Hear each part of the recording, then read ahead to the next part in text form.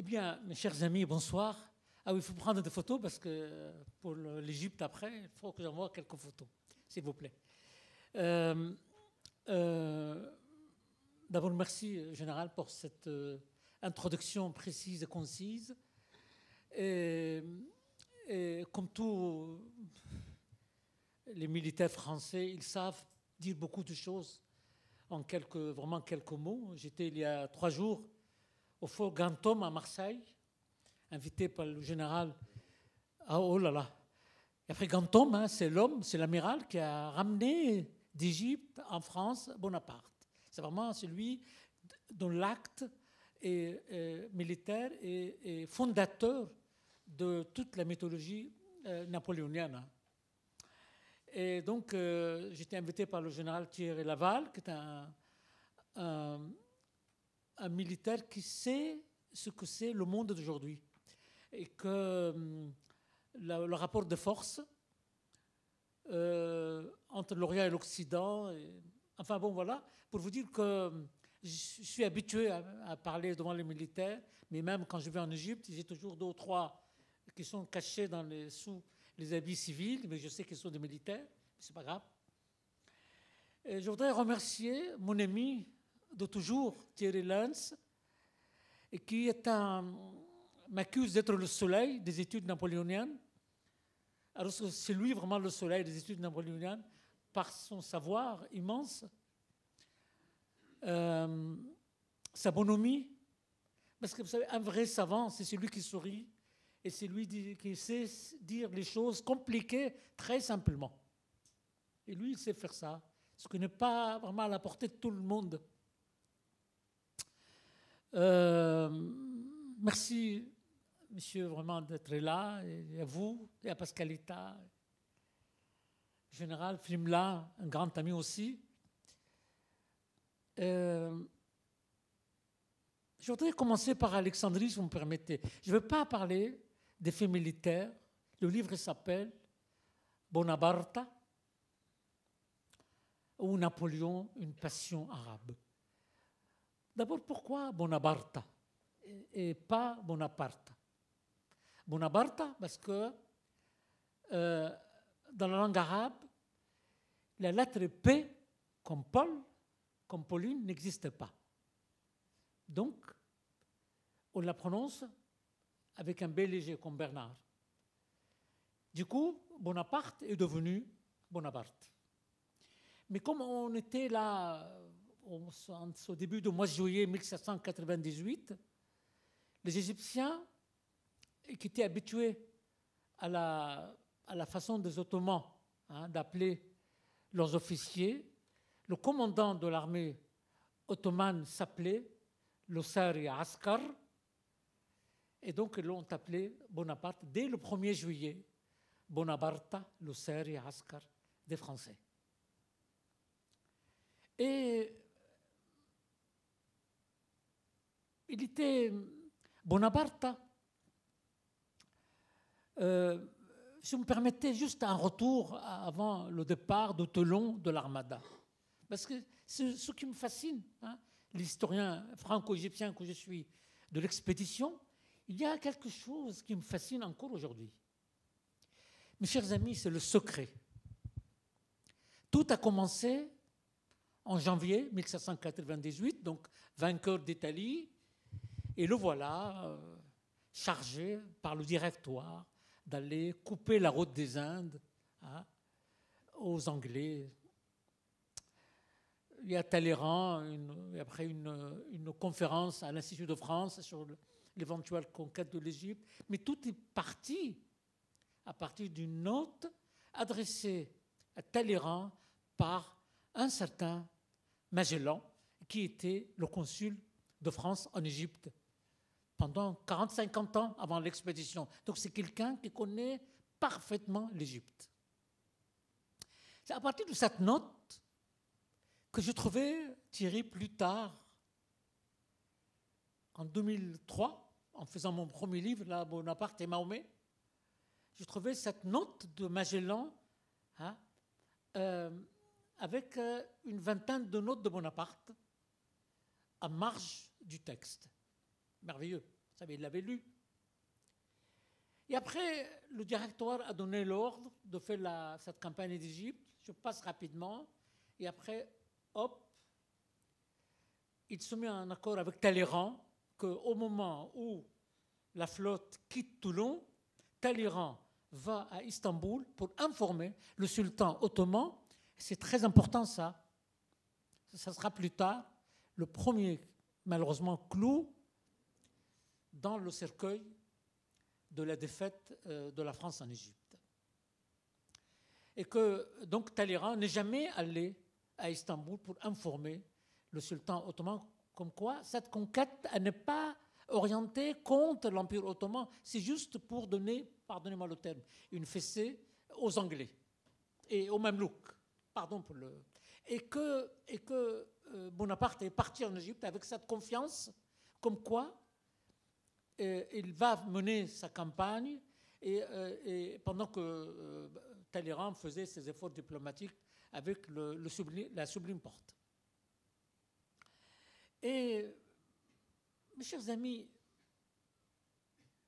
à Alexandrie, parce qu'il est arrivé en Égypte par la porte d'Alexandrie, il ne voulait pas faire comme Saint-Louis, que lui, il est arrivé dans sa 7e croisade, 1250, par la porte de Damiat. Et après, le pauvre Saint-Louis, il a traversé les rizières du Delta, c'était vraiment une... Et que lui, il ne voulait pas surtout faire comme Saint-Louis. Donc il va par Alexandrie, traverse le désert pour éviter le delta. Et à Alexandrie, au bout de quelques heures, à l'aube le 1er juillet 1798, il rencontre un Égyptien. Voilà, donc tout commence par là. Un Égyptien dont je parle dans le livre, il s'appelle le cheikh en français, donc, hein, le cheikh El-Messiri. C'était un grand ouléma d'Al-Azhar et qu'il était très respecté à Alexandrie. Gabarty, le grand historien égyptien, qui nous a laissé un témoignage magnifique sur Bonaparte au Caire, pour lequel je consacre un chapitre dans le livre, nous dit que cette réunion avec le cheikh El-Messiri à Alexandrie a déterminé, dès les premières heures de la campagne, hein, le destin de Bonaparte dans le pays. Et parce que parler avec un Égyptien, et de surcroît un ouléma,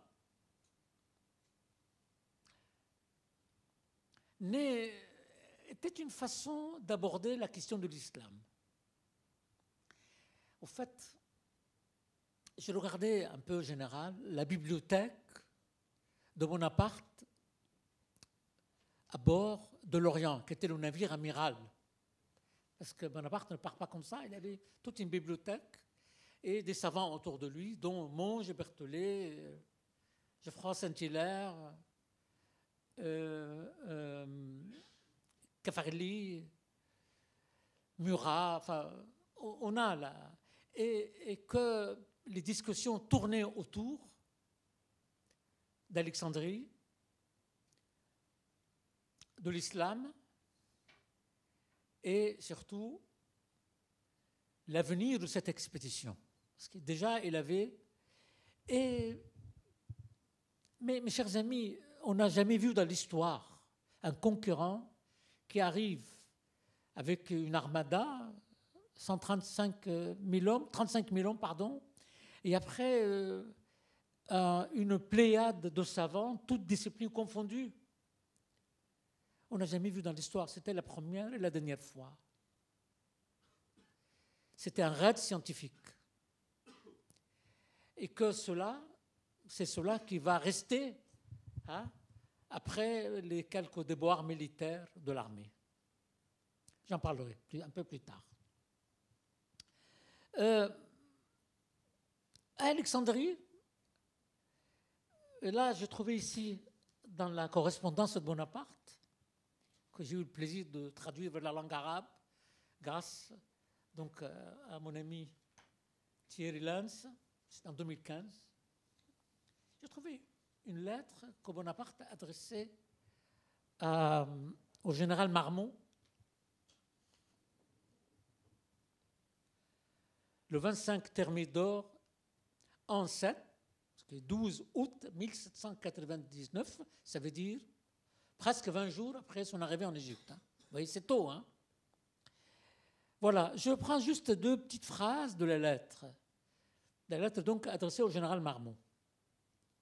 Il lui dit « Mon intention est que sur les fonds de la marine, on trouverait sans retard à établir un très beau phare à Alexandrie,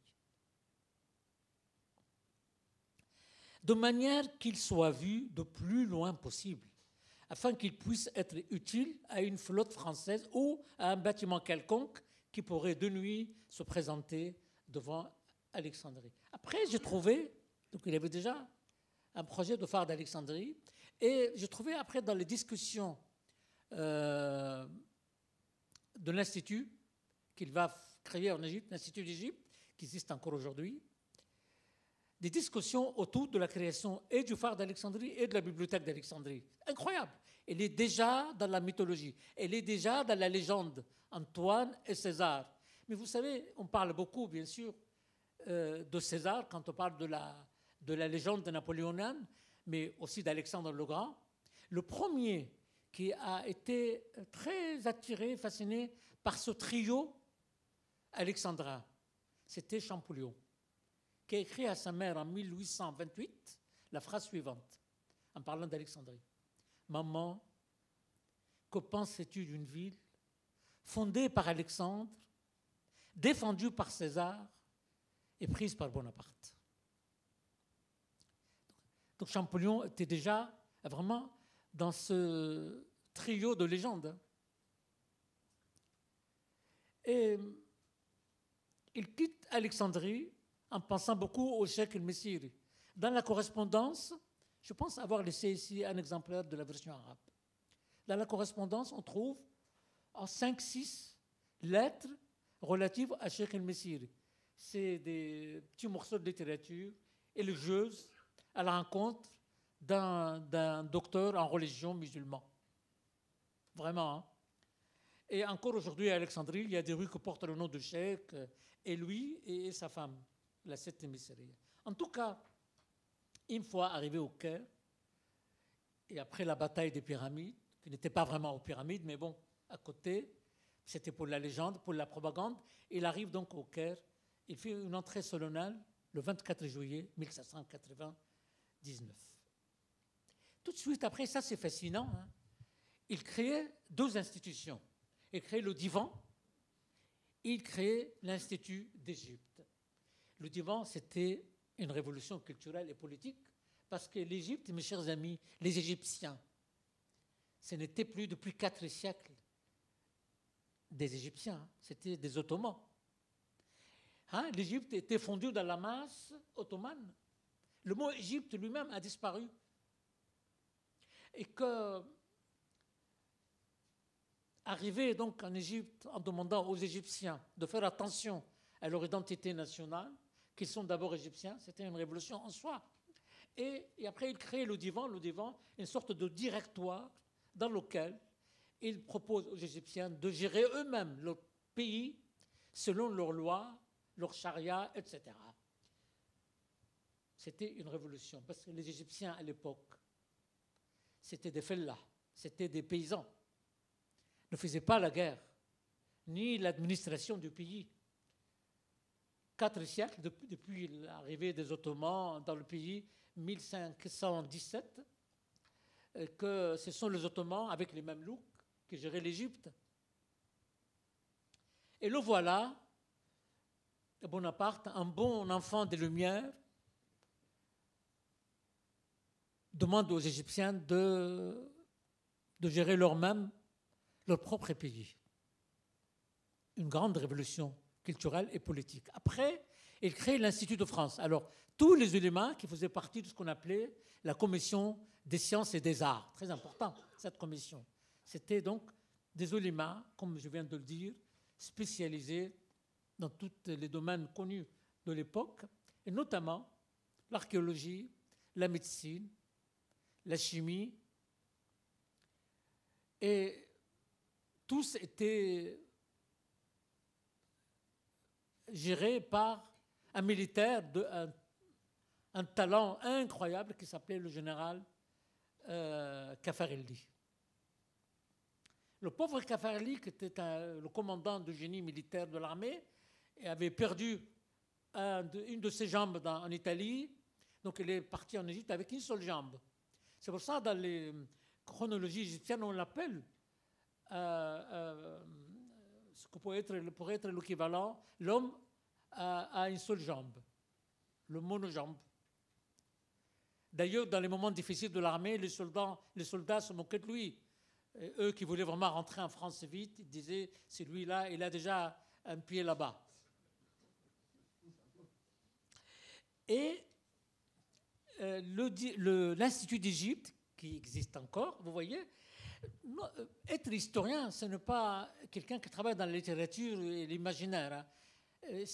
L'histoire, c'est un corps matériel. Et là, de cette campagne d'Égypte, nous allons voir les images, nous allons encore sur la place Tahrir, au Caire, l'Institut d'Égypte, qui perpétue cette belle aventure de Bonaparte dans le pays. Je voudrais vous montrer ici, d'abord, une image, quelques images. Regardez ça. Ah, je pense que Madame Emmanuelle... voilà, c'est bon, c'est bon. Donc, vous voyez, ici, c'est merveilleux. Vous avez à droite Gabarty. Gabarty était donc le premier chroniqueur égyptien de la campagne de Bonaparte. C'était un très grand marchand de bois. Le mot Gabarty vient de Gabart, ça veut dire originaire de Gabart, dans l'Éthiopie actuelle. Et c'était donc un richissime, mais était fasciné par ce général qui vient dans son pays. Et mes chers amis, le Gabarty nous a laissé donc sa chronique, qui a été traduite plusieurs fois en français. Et dans cette chronique, on trouve que cet Égyptien qui avait à l'époque 30 ans avait du mal à ne pas aimer le général.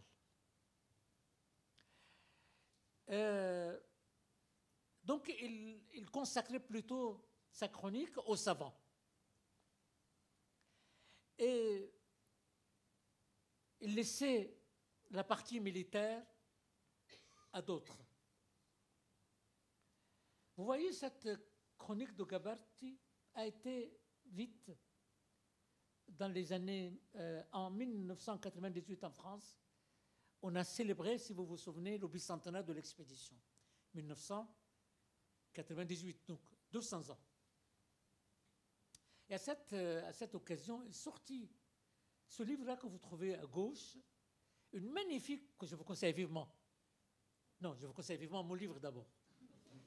Et après celui-là, une comparaison dans la description des événements par le récit de Gabarty et celui de Vivant Denon. Vivant Denon, il faut une conférence. Il faut une conférence. D'abord, c'était le plus âgé membre de l'expédition. On sait très bien qu'il a été imposé à Bonaparte par Joséphine, c'est une autre histoire. Mais il avait un talent fou de dessinateur. Donc il a peint, mais il a surtout dessiné. Tout ce qu'il voyait, il a tellement gêné Bonaparte et l'armée parce qu'il voulait aller avant l'armée pour dessiner et peindre. Et donc, pour s'en débarrasser, Bonaparte l'a envoyé à Dessay, à Aswan, dans le sud. Heureusement. Là, il était tranquille. Il a pris le temps de nous laisser, à son retour, en 1801. Donc, la toute première description presque photographique, hein, avant la photographie, des monuments égyptiens. Et ça a été ici un succès fou de librairie, à tel point qu'on le considère parfois comme le vrai père de l'égyptologie et pas Champollion. Ni le colonel Bouchard, c'est lui qui a découvert la pierre de Rosette, après, j'en parlerai. Et après, il a été donc après désigné comme premier directeur du département de l'égyptologie au Louvre. Encore aujourd'hui, on trouve son nom sur une des ailes du Louvre.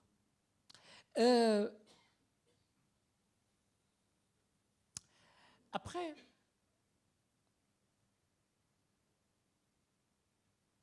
oui. Vous avez à gauche, en langue arabe, on trouve cette image de Gabarty. Cette image, elle est de la plume du Tertre, l'homme grâce auquel on a aujourd'hui à Versailles, mais aussi au Louvre, à Rueil-Malmaison, à peu près toutes les têtes des Égyptiens qui ont connu de près ou de loin Bonaparte, mais surtout à Rueil-Malmaison. Mais les 7 oulimas du divan, on le trouve à Versailles. Et donc, ce Gabarty qu'on trouve ici, une belle image. Et là, ça, c'est le journal de Gabarty. Mais vous avez à droite la toute première traduction de la chronique de Gabarty en français. Elle date de 1828.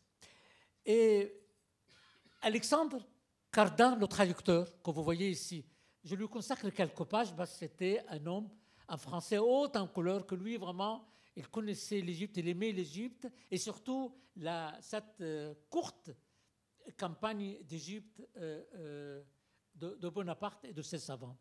Donc la première traduction de Gabarty, c'était Alexandre Cardin. Après, oui. Ah. Il faut les noter.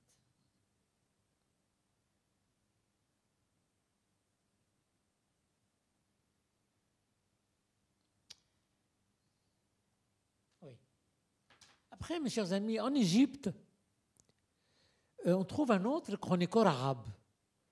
Mais celui-là, c'était un maronite libanais qui s'appelait Nicolas Turc, comme un turc, mais avec un T majuscule, bien sûr.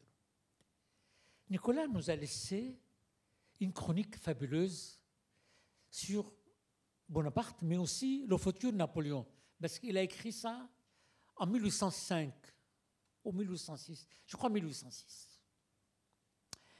Et là, la chronique est vraiment élogieuse, à tel point qu'il nous a laissé dans sa chronique 2 poèmes à la gloire de Napoléon, donc que j'ai traduit vers le français, et un autre à la gloire de Kléber, après son assassinat.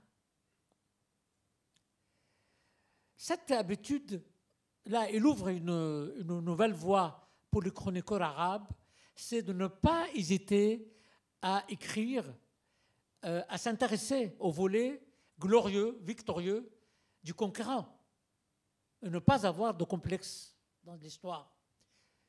Et après, pour terminer avec le côté égyptien, dans la chronique de Gabarty, nous avons 3 descriptions. Une sur une visite à la bibliothèque des savants français, que je vous conseille vivement à regarder dans mon livre.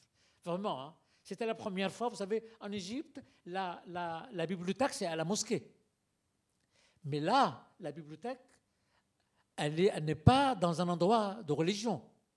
Et elle est ouverte à tout le monde. Donc la science, ce n'est pas l'apanage des savants. C'est ouvert à tout le monde. Et qu'il fait une description incroyable. Et après, il fait une visite au laboratoire des savants. Et je terminerai d'ailleurs cette conférence par quelque chose sur le laboratoire. Et la troisième et dernière chose, mes chers amis, la conséquence de cette campagne savante, c'est le livre que vous connaissez tous qui s'appelle La description de l'Égypte. Jamais, jamais un pays a consacré à un autre pays un monumental ouvrage de cette taille. Vous voyez ce que c'est, hein? Ce 24 volumes, avec un mobilier particulier, parce que une page, c'est presque la taille de cette table, la surface de cette table. Et nous avons à Paris, heureusement, hein, 2 éditions originales, celle qu'on trouve aujourd'hui à l'Assemblée nationale, au Palais Bourbon, et l'autre au Palais du Luxembourg, donc au Sénat, et l'autre édition. On parle aussi d'une 3e au Collège de France, mais j'ai des doutes sur cette édition, mais c'est une autre chose. Donc, c'était la publication en 1809, la première édition, sous l'ordre de l'empereur Napoléon Ier, comme on trouve sur la première page. Je voudrais après vous parler de l'imprimerie. Ça, mes chers amis, on ne connaissait pas l'imprimerie en Orient, pas seulement l'Égypte.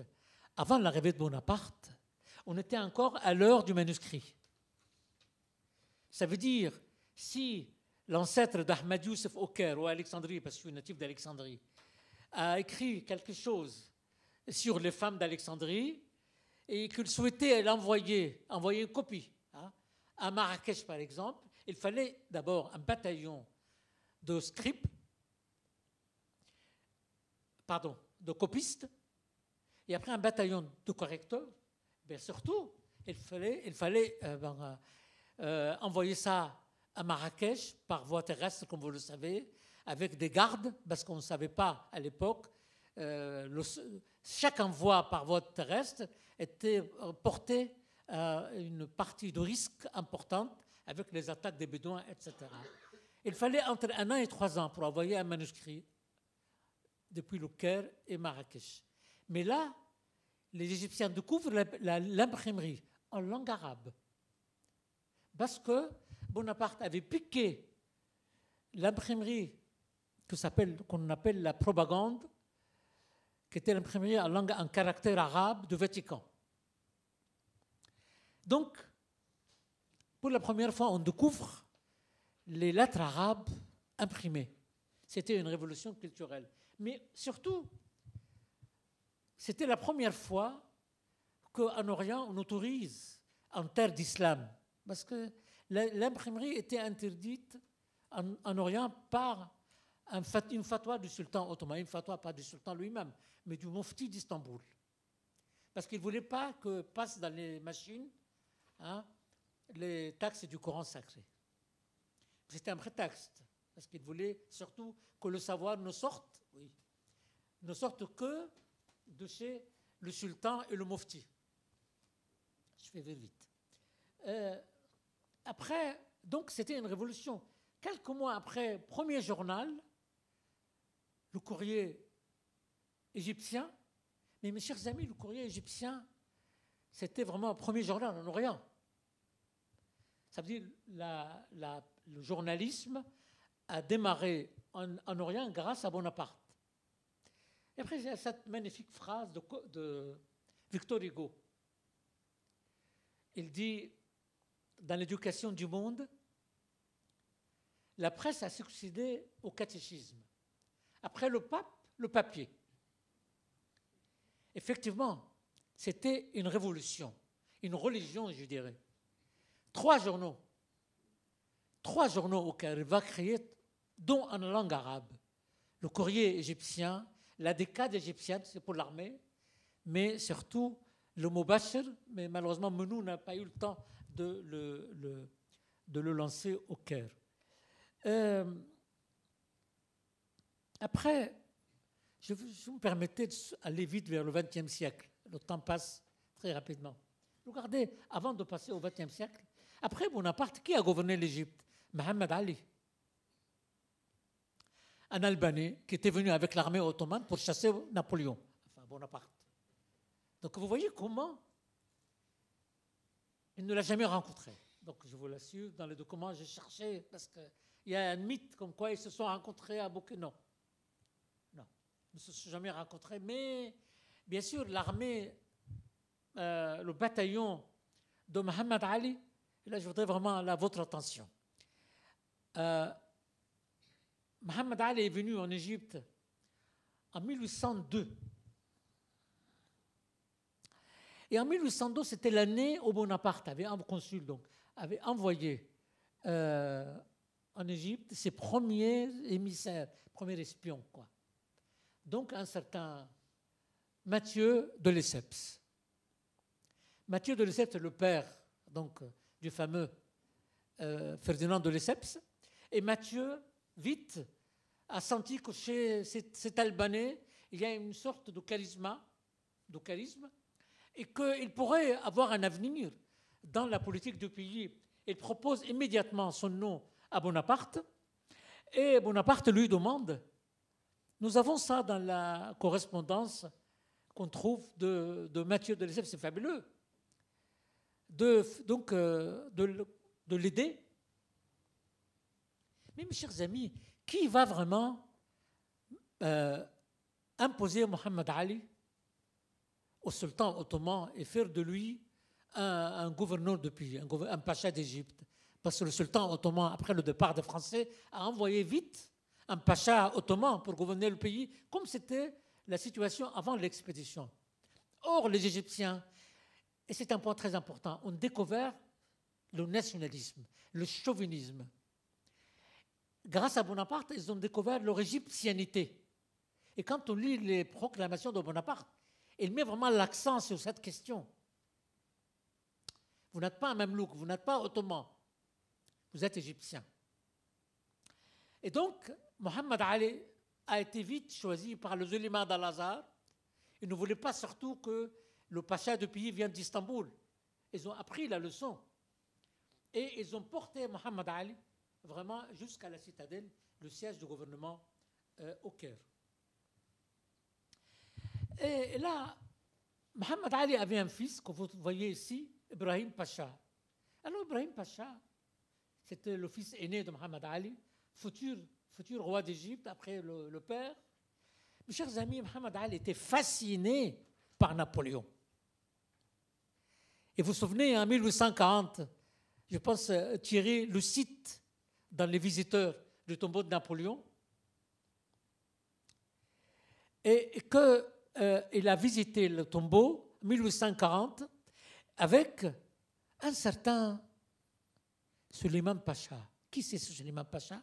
Suleiman Pacha, c'était un grand Français qui, de son vrai nom français, Joseph Antelme Sève, il arrive en Égypte. C'était un des officiers de la Grande Armée. Après Waterloo, il part en Égypte. Il est reçu par Mohammed Ali et Ibrahim. Il devient ami à Ibrahim Pacha. Et Ibrahim Pacha le nomme chef d'état-major des armées égyptiennes. C'est cette armée-là, composée de fellahs, ça veut dire c'est la première fois qu'on met des Égyptiens de souche dans l'armée du pays. Je vous ai dit au début que les Égyptiens faisaient l'agriculture seulement, mais pas le métier de la guerre. Et c'est Suleiman Pacha, ce grand Français, avec Ibrahim Pacha, qu'ils ont décidé d'abord de mettre les Égyptiens. C'est pour ça que j'ai dit, l'intitulé de cette conférence, les origines françaises. Mais je vais vous montrer quelques photos pour avoir un peu une idée sur cette question. Voilà une photo de Suleiman Pacha à droite par Nadar. Elle date de quelques mois avant sa mort, en 1860. Mais mes chers amis, l'armée égyptienne d'aujourd'hui est une armée qui se considère comme une armée d'enfants de Suleiman Pacha. Regardez là bien, vous avez à gauche le musée de l'armée en Égypte. La statue que vous avez devant et que vous accueille à l'entrée de la statue du musée, c'est la statue de Suleiman Pacha, le grand général Joseph Antelme Sève, grand officier des armées de Napoléon. Encore aujourd'hui, évidemment.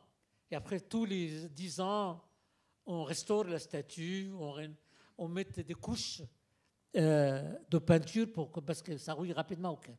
Et là, oui. Donc, il est mort en 1860 au Caire.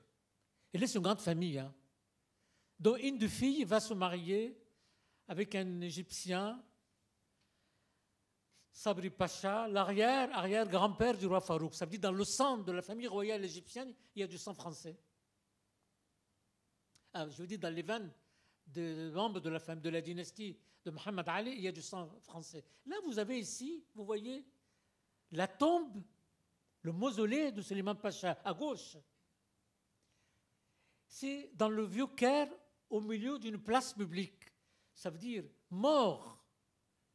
Il est avec les Égyptiens, comme vivant, il était avec les Égyptiens dans son armée.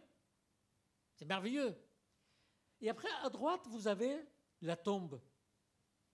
Et je suis allé, mes chers amis, il y a quelques années, je voulais lire le texte en arabe, l'épitaphe. Et c'est écrit en arabe, le père de l'armée égyptienne moderne, l'intitulé de notre conférence.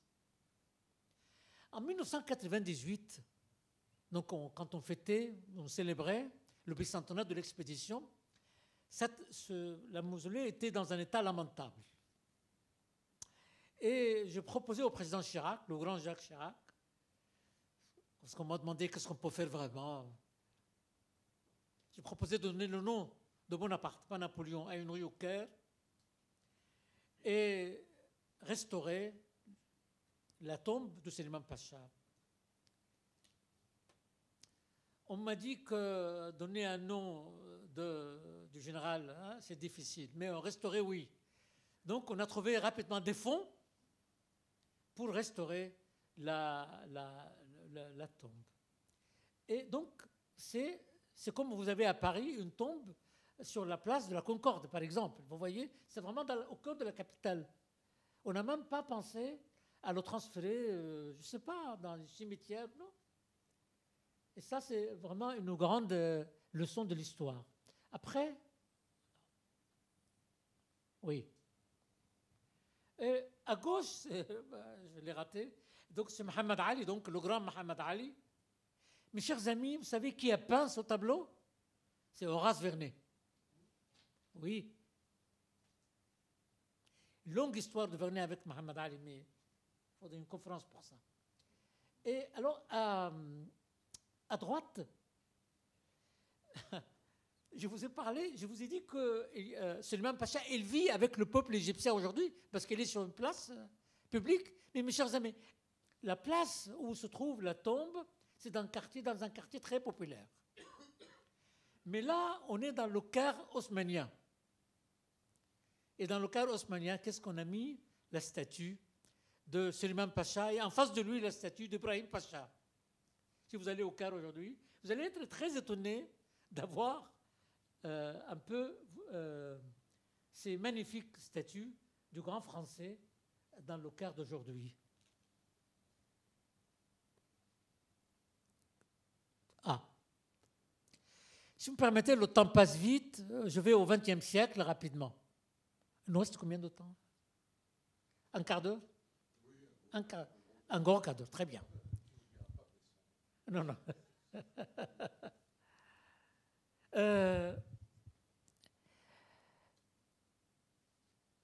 En 1898, il y avait en Égypte un très très grand khedive. Le khedive, c'est le titre ottoman le roi des rois. Hein. Il s'appelait Abbas Helmi II. C'était un très grand. Il avait un seul défaut, qu'il était très anti-britannique et que, à la veille de la Première Guerre mondiale, les Anglais ne voulaient pas de lui, évidemment. Donc on l'a vite déposé. Il était en visite à Istanbul, on l'a déposé. Mais ça, vous tapez Abbas Helmi II, vous allez être très étonné. Vous trouvez aussi son journal, qui était publié il y a quelques années. Enfin, en 1898, on voulait célébrer le centenaire de l'expédition. Et Abbas Helmi, qui parlait parfaitement français, d'ailleurs ce journal est écrit en français, a fait une très grande fête à l'Institut de France, à l'Institut d'Égypte.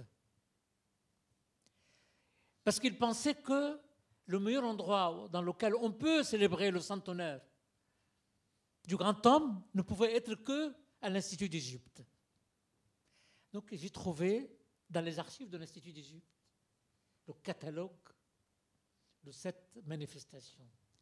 Quand on lit les discours, d'abord du Khedive, et après les ministres, dont le grand-père de Boutros Ghali, qui était son premier ministre, et après 2 ou 3 grands Français, dont le père de Georges Douin. Eh bien, on a presque les larmes aux yeux, parce que c'était un très grand moment de relations entre les deux pays.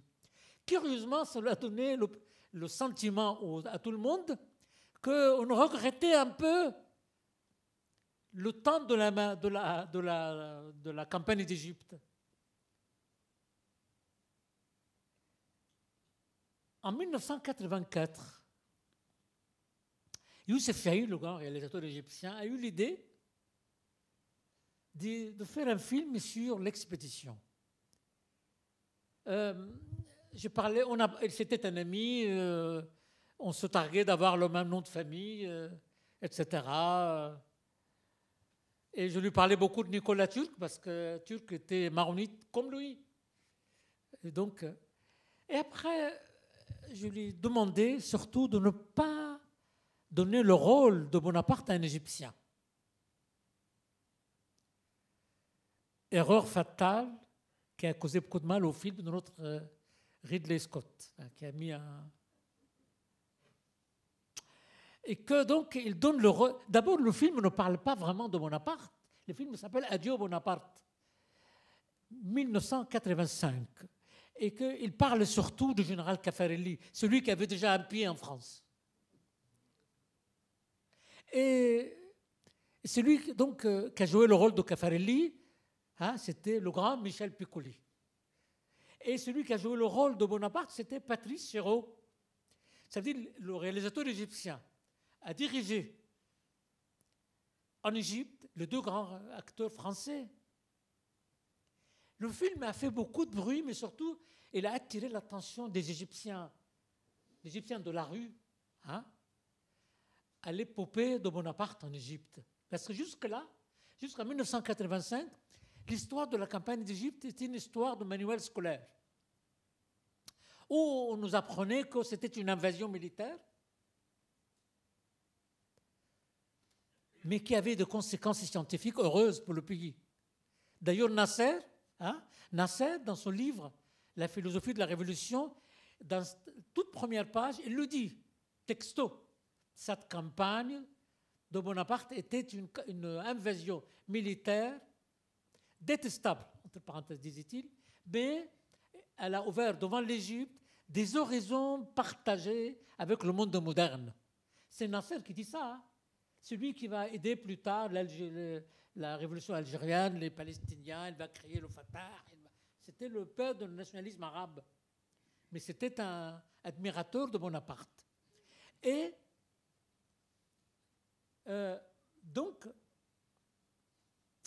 mais jusque-là, 1989, Bonaparte et la campagne d'Égypte, c'était une histoire de manuel scolaire, de thèse de doctorat à l'université. Mais ce n'était pas vraiment une occupation pour l'homme de la rue. Le film du Chahine a attiré l'attention de l'homme de la rue, pas seulement en Égypte, mais dans le monde arabe, parce que Youssef Chahine était tellement célèbre que le film a vite suscité dans l'opinion publique arabe beaucoup d'intérêt.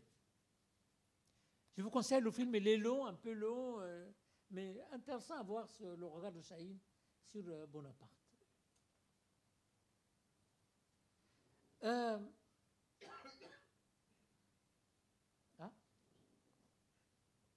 Après, un peu avant, si vous me permettez, faire le va-et-vient entre le passé et le présent.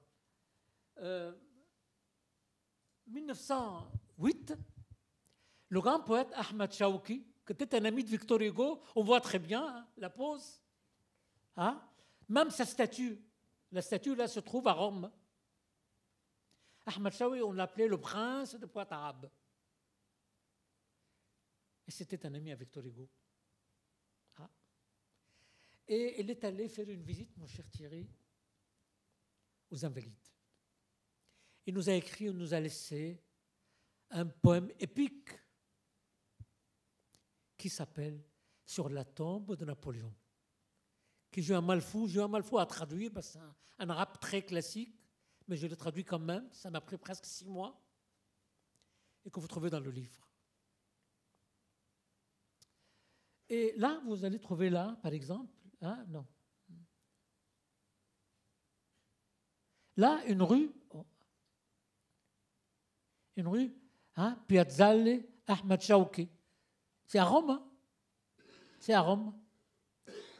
Et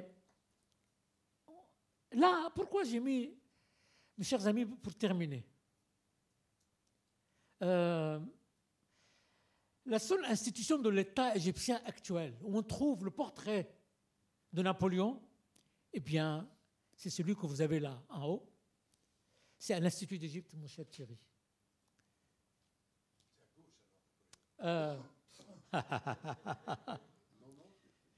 Oui, mais plaisanter.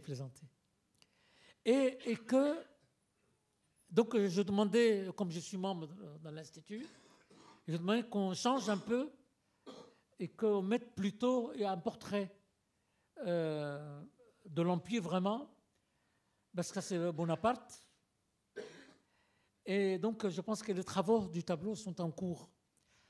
À gauche, mes chers amis, vous vous souvenez, en décembre 1911, qu'est-ce que je raconte?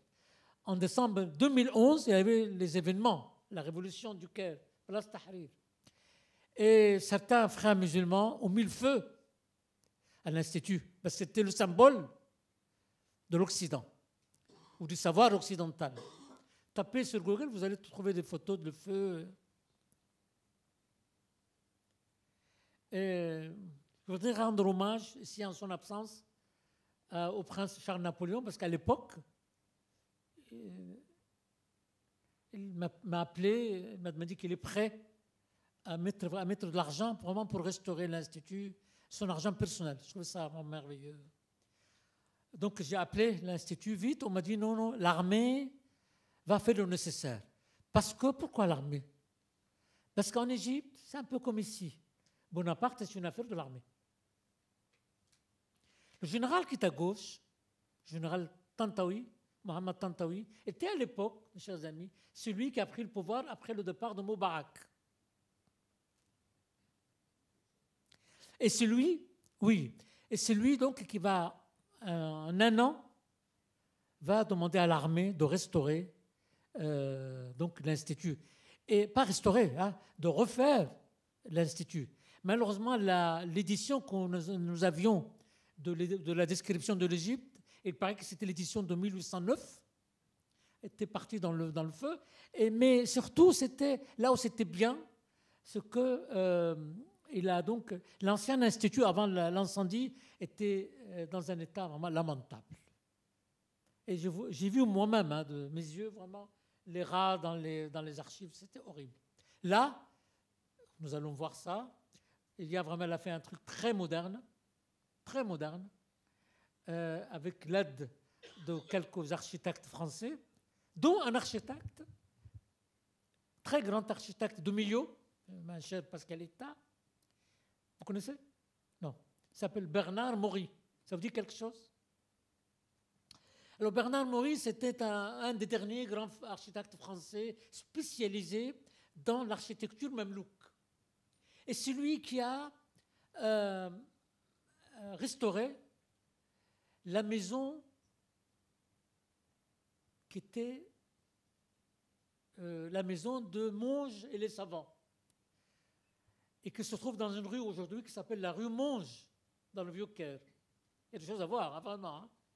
Vous voyez, la campagne d'Égypte, il n'y a pas de rue Bonaparte, mais il y a des rues Monge, pour ne pas parler de ceux qui vont venir après, Champollion, Mariette et les autres, au Caire et à Alexandrie. Mais pour revenir un peu, donc Maury a donc aidé l'armée à faire le nouvel Institut d'Égypte, et que c'est l'institut que nous avons aujourd'hui.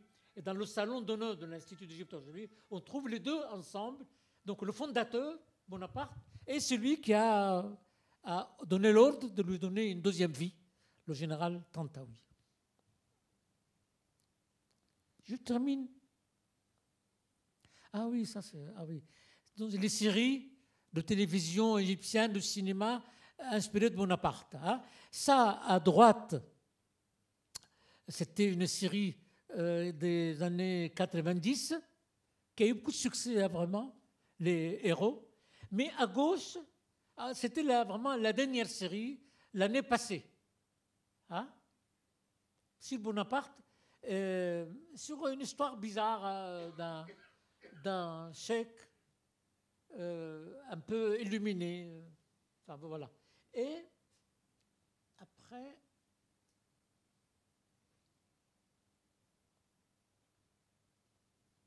Ça, c'est l'Institut aujourd'hui, l'Institut d'Égypte aujourd'hui. Vous voyez, mes chers amis, c'est au cœur de la ville. À droite, c'est l'université américaine. Hein? Donc, il y a juste un mur qui sépare les deux. C'est la place Tahrir. Et ça, c'est l'Institut d'Égypte qui était donc restauré par le Khedive Abbas Helmi II, dont je viens de parler. Non, pas encore.